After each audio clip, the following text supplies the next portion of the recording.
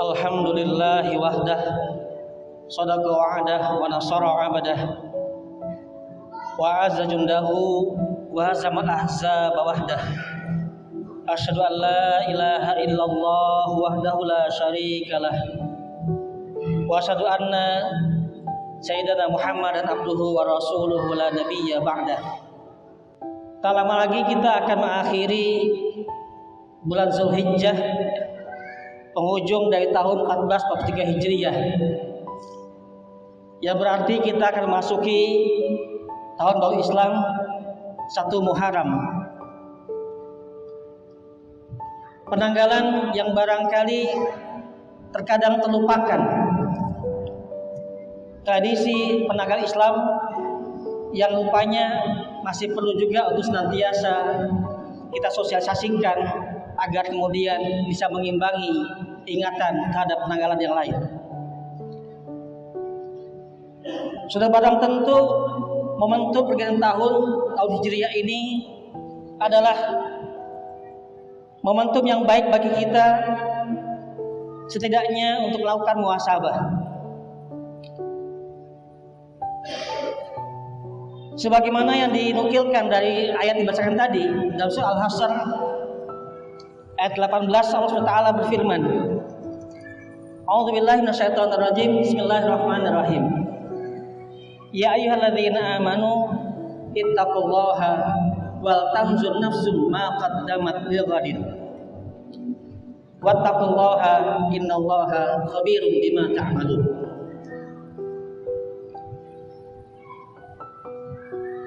Di ayat yang singkat ini Allah SWT memuat dua perintah takwa yang mendampingi, yang diantaranya terdapat ungkapan wal tanzur nafsun ma qaddamat lighad. Setelah Allah panggil kita sebagai orang beriman, ya ayyuhallazina amanu, Allah keluarkan perintahnya ittaqullah. Sebagai mufassir misalnya dalam tafsir Al-Qurtubi menyebutkan perintah takwa yang pertama adalah yaitu perintah untuk at-taubah ila Allah. Makna ketakwaan yang ada di situ adalah dimaksudkan untuk agar kita bertaubat kembali kepada Allah, bertaubat dari keburukan, kemaksiatan, dan dari dosa-dosa kita. Setelah itu wal tanzur nafsun adalah setiap jiwa, setiap diri memperhatikan ma qaddamat lighad, apa yang telah disiapkannya untuk hari lighadin, hari esok. Kata ghadan, besok adalah pangfasir semua menyatakan adalah dimaknai dengan yaumul qiyamah, hari kiamat. Maka pasca perintah bertakwa dan taubat pada Allah, maka kita diingatkan untuk menghitung-hitung diri kita, kira-kira apa yang sudah kita siapkan untuk menghadapi hari akhir. Sepanjang hari, sepanjang tahun, kita terbiasa berhitung tentang hari esok dunia kita. Besok kita makan apa? Besok apa yang kita akan nafkahkan pada keluarga kita? Apa yang telah kita peroleh dari rezeki Allah SWT pada kita? Tentu penting juga bagi kita untuk berhitung kira-kira apa yang sudah kita siapkan untuk menghadapi hari akhir. Makna ghadan adalah dikarenakan al-qiyamah senantiasa yuqarrib, dan sangat mendekat pada kita, hatta kalghad, seakan-akan menjadi besok. Maka kata kiamat digantikan dengan ungkapan ghadan, hari besok hari. Karena dunia inilah hari kemarin, dan akhiratlah hari esok kita, masa depan kita. Sudah pada tentu dengan demikian, maka kesempurnaan ketakwaan kita, taubat ilallah, adalah kemudian manakala kita mampu menyadari, melakukan proses refleksi diri, bermuhasabah, bertafakur, kira-kira kualitas amalan kita, ibadah kita sepanjang tahun kemarin sampai di mana. Kira-kira kalau boleh timbang-timbang, timbang amal kita sudah seberat apa? Mana yang lebih banyak kebaikan atau keburukan, ibadah atau maksiat? Kaum muslimin rahimakumullah, biasanya hampir setiap lembaga instansi melakukan evaluasi akhir tahun. Program-program kerja dievaluasi, ditinjau, dilihat kira-kira mana yang berjalan, mana yang tidak.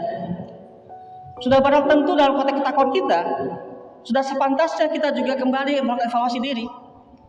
Kira-kira jangan cuma lembaga yang kita evaluasi, mari evaluasi juga diri kita. Jangan cuma menghitung aspek duniawi, mari hitung juga ukhrawi kita.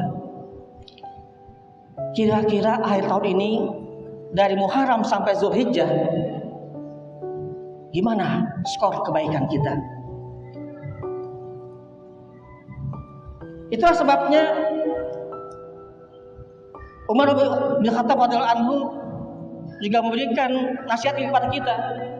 Hasibu anfusakum qabla an tuhasabu wa wazinu qabla an tuzanu.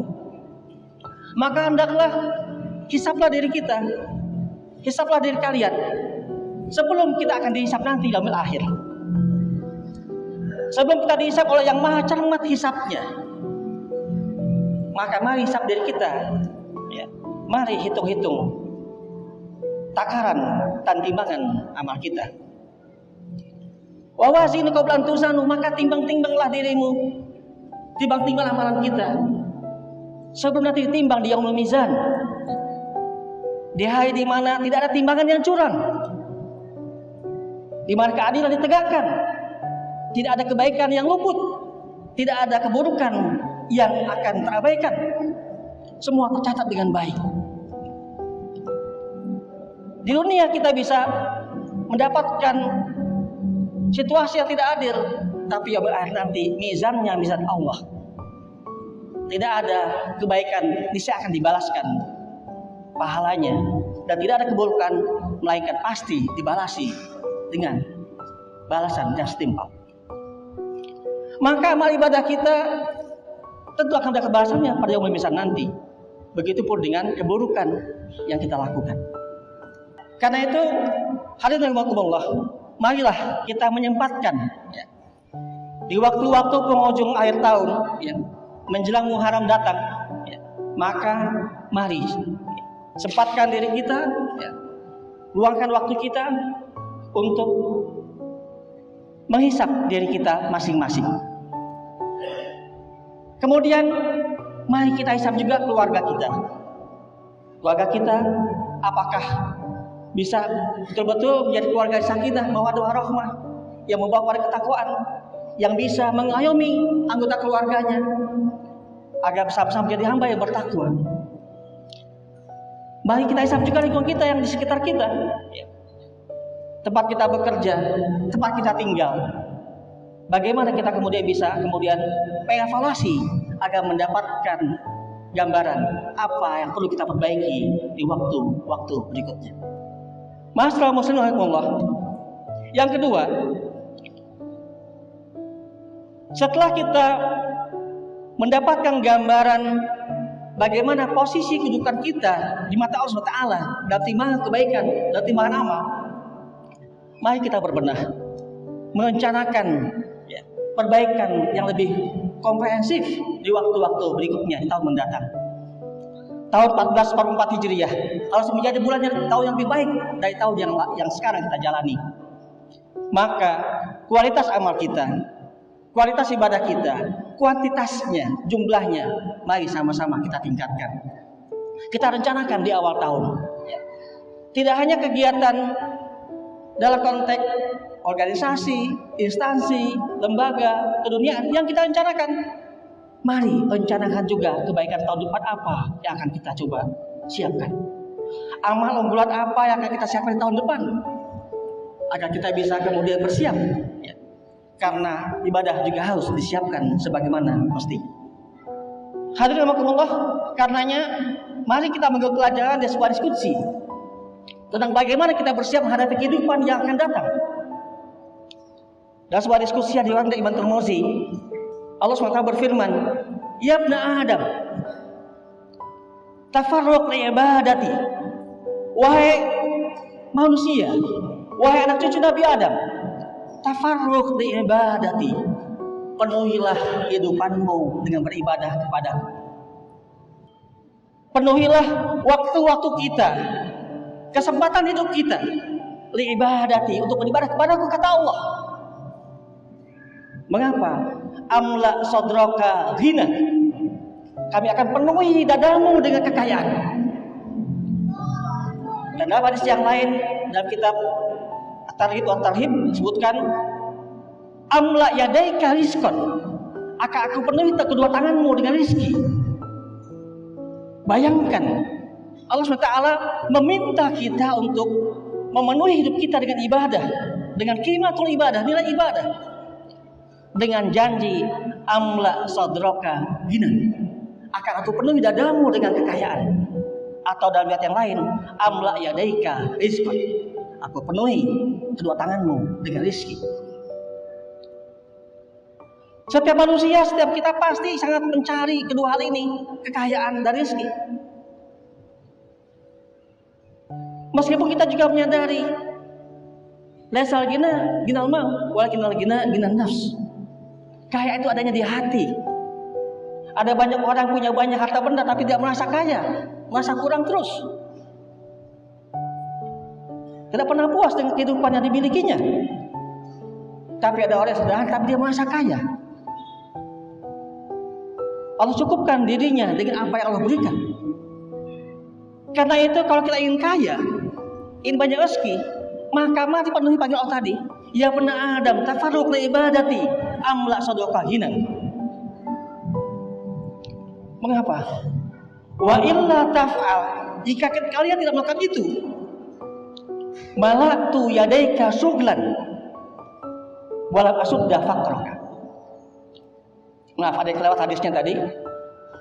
Ya ibna Adam, tafarruq li ibadati amla sadraka ghina wa asudda faqraka. Tidak cuma Allah penuhi kekayaan, tapi juga wa asudda faqraka. Aku tutupi segala kekuranganmu, kefakiranmu. Allah janjikan kekayaan, dan Allah janjikan ditutupi kekurangan kita, segala kebutuhan kita. Wa asudda faqraka.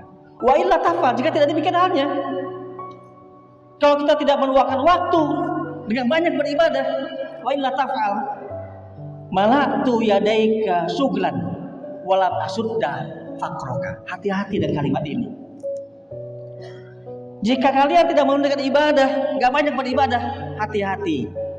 Malaktu yadaika syughlan, aku jadikan kedua tanganmu sibuk, penuh dengan pekerjaan, penuh dengan kegiatan, sana sini kita bekerja. Tapi walam asudda faqraka, tidak aku tutupi kefakiranmu. Jadi kalau kita barangkali sudah begitu banyak banting tulang bekerja, ya, mengejar dunia, tapi merasa kurang terus, ya, semua kurang, tidak cukup, utang bertumpuk sana sini dan sebagainya. Mari kita evaluasi, jangan-jangan kena hadis ini. Wa illa taf'al malatu yadaika syughlan wala asudda faqraka. Kita sibuk banyak bekerja tapi kefakiran kita tidak Allah anggap. Karenanya hadirin rahimakumullah, inilah kesempatan yang baik bagi kita, ya, di penghujung tahun, akhir bulan Zulhijjah, kita akan memasuki tahun baru Muharram nanti tahun depan 14 Hijriah.